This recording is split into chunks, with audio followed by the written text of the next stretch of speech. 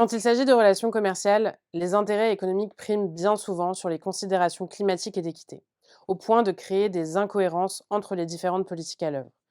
Dans le cas des relations entre l'Afrique de l'Ouest et l'Union européenne, il n'y a à ce jour aucune véritable cohérence tant dans l'approche de l'Union européenne que dans celle de la Communauté économique des États ouest-africains, la CEDEAO, concernant le développement agricole de la région ouest-africaine. Tout se passe comme si ces deux zones pensaient d'un côté leurs relations commerciales et de l'autre leur développement agricole.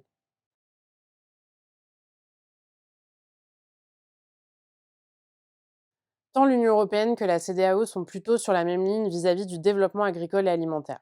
Chacune des deux régions a fait de la durabilité de l'alimentation de leurs citoyens une priorité.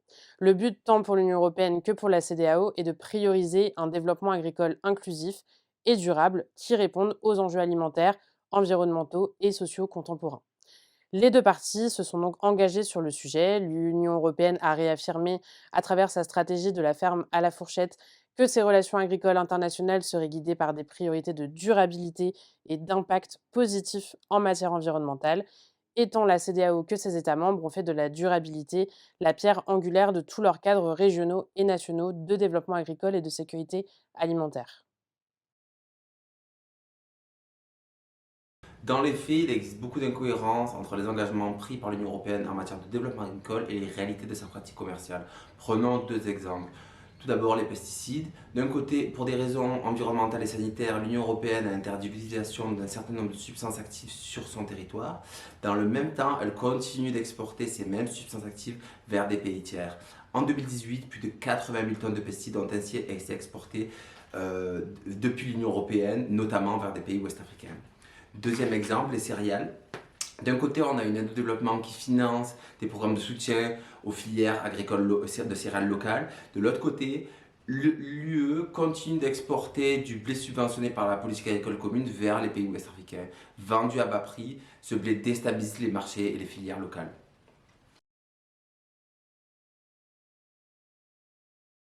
Ce pacte qu'on a appelé politique agricole de la CEDEAO, la première chose que moi que je demanderais très rapidement, c'est de dire, quelles que soient les orientations qui ont été données, il y a eu un consensus fort entre les décideurs et leur population sur une politique agricole.